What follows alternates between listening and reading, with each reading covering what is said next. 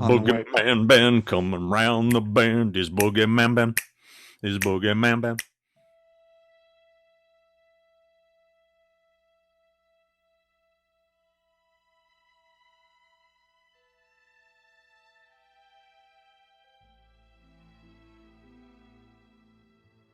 Greetings, my fellow Fright Fiends, and thanks so much for dropping by the Horror Zone channel. I hope everyone's doing well.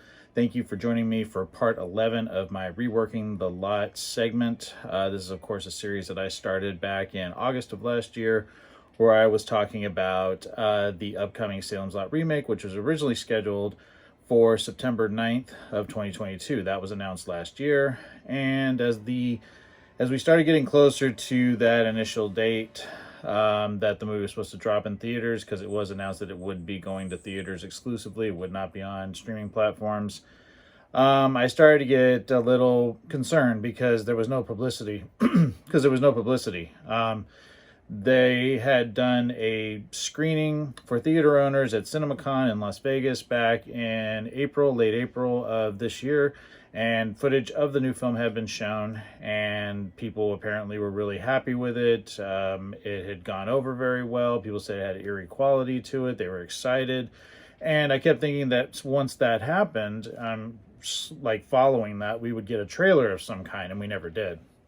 The only publicity material we would get would be something I covered in my last Reworking the Lot segment, part 10, of this series, where I talked about the novelization, the tie-in that was going to be coming out August 5th, I believe, that had a cover that showcased several of the characters and the Salem's Lot sign, and they were all looking up at Marston House.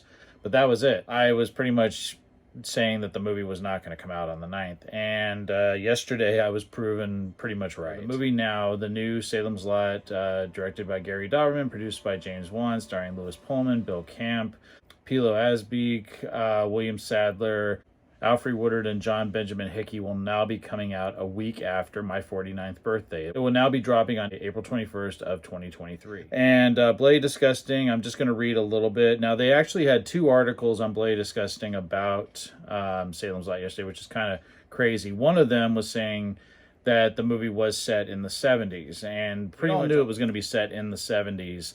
And last October, October 6th, I had done one of these segments, and I talked about the casting of John Benjamin Hickey as Father Callahan, as well as the casting of the Glick Boys and Mark Petrie, but also showcased some of the on-location stuff that I had been made aware of from the Salem News, as well as Dread Central. They showed the construction of Marston House. They showed, just what the town looked like. Some of the set dressing. It all was screaming that it was going to be shot in the 70s. So the fact that Blade Disgusting had just come out with this was not really news to me. And then their next article was saying that the movie had been postponed. Written by John Squires. And he just said, well, just about an hour after the last update, and that was the update about the film being set in the 70s, we learned that the film's release date has been changed. Officially set for a theater release on September 9th of 2022, Blade Disgusting has learned that the new Stephen King adaptation will now into theaters into theaters on April 21st of 2023. James Wan, produced by Warner Brothers, a New Line with Gary Dauberman, writing the script and also directing the new movie. It's going to be set in 1975, when Stephen King's book was first published. Let's see, and it goes into the same thing, just giving sort of an overview of what the plot's going to deal with and just who's in the cast, things like that. I'll put links down below to both articles on Blade Disgusting. A lot of people were asking me what I think about this. So the talk is that it had to do with reshoots, it had to do with some COVID-related issues, so I don't know, they don't go into any more details than that. But what do I think about them pushing it out? Now, a lot of people are thinking that, the studio has no faith in this. There was a rumor that was on Salem's Lot Then and Now that it was going to be going to Netflix and that it was going to still be releasing on the 9th. They were just going to dump it on Netflix, kind of like what happened with Firestarter. That was a film that debuted on Peacock on the 13th of May, on Friday the 13th, this past May, as well as in theaters as well. So a lot of people said, well, they're going to go that same route because the studio just doesn't have faith in this project. So I actually think maybe it's a good thing that they pushed it out. I think trying to rush it at this point would be a big mistake, especially if they had to do reshoots and maybe there were some things that they wanted to retool based on the reaction to people from the CinemaCon. I have no idea. I think it was smart of the studio to push it out. That doesn't mean that hopefully it doesn't mean it's going to be bad. I have no insight into what the case is, but it sounds like they had some limitations. They were shooting this at the heart of COVID. I mean, they were shooting this last late summer, early fall, heart of the Delta and Omicron variants. So maybe it was a good thing. That's the only thing I can think of. I mean, it's a little disappointing. I was looking forward to finally seeing it. Maybe now we'll get some type of trailer, but there was something that was holding them back. The fact that we didn't get anything is really, really strange. But we saw the same kind of behavior with Halloween Kills in 2020. We didn't really get anything. We had seen like maybe a couple of teaser images, but no trailer.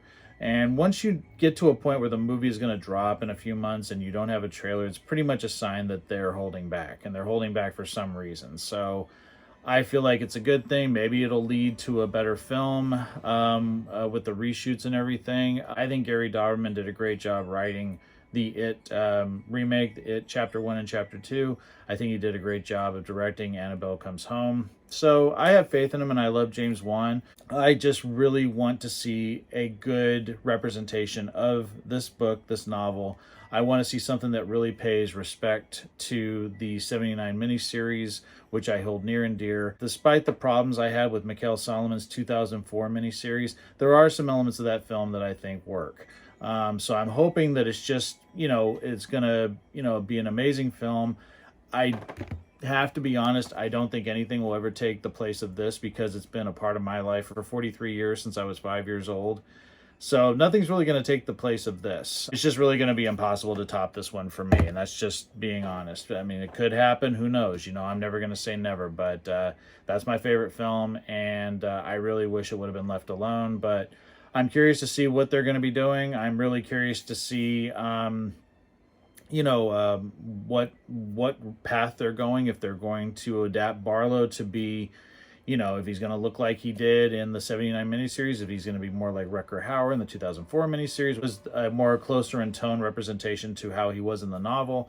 They're going to do a hybrid of both. If William Sandler is playing Barlow, part of me thinks he's playing somebody else at this point. Outside of iHorror giving us that definitive he is playing Barlow statement back in January of this year, I have seen nothing else confirming that. I've seen so many things saying he's not doing it. I've had people on message boards and on Salem's Lot Then and Now, and on some of my own videos saying he's not playing Barlow. So again, I don't know who he's playing. Maybe he's playing Huey Marston. Maybe he's playing Parkins Gillespie. Who knows?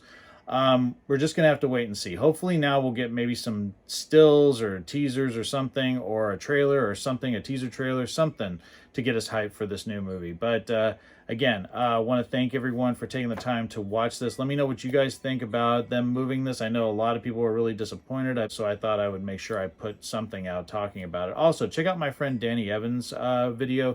He just put out a statement as well about the movie being moved. He's an amazing guy, and he's done some amazing interviews with Salem's Lot alumni. Like, he did an interview with Ron Scribner, and he did that earlier this year. And then he also just recently, going back 2 weeks, did an interview with the amazing Lance Kerwin, who played Mark Petrie in the film. He's a great guy. We've collaborated a couple of times, and I can't wait to do another Salem's Lot collaboration with him. He's terrific. Let me know what you guys think. Also, thank you for the support of My Life in the Lot. I know it's a very long video. Had a couple of copyright things I had to work out, but got that all straightened out. The video is live. Please check it out. It's a labor of love. I absolutely had a blast doing it, and I hope everyone will check it out. And I will. And as news breaks, you can expect Reworking the Lot to continue up until the film is released, and I will be doing a review of it when that happens. So thanks so much, everyone, for watching. Take it easy, stay scared as always, and remember, you can do nothing against the master.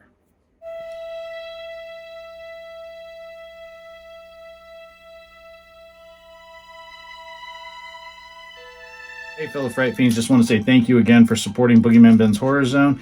If you're brand new to the channel and you haven't yet subscribed, please hit the subscribe button down below, hit the bell notification so you're updated every time I drop a new video. I typically do this once or twice a week with new content. I've been doing this for over 11 years, and the horror genre is a passion of mine, and it really means a lot to me that I can share that passion with all of you guys. Thanks so much again for the support, and I'll talk to you again later. Take it easy, stay scared as always.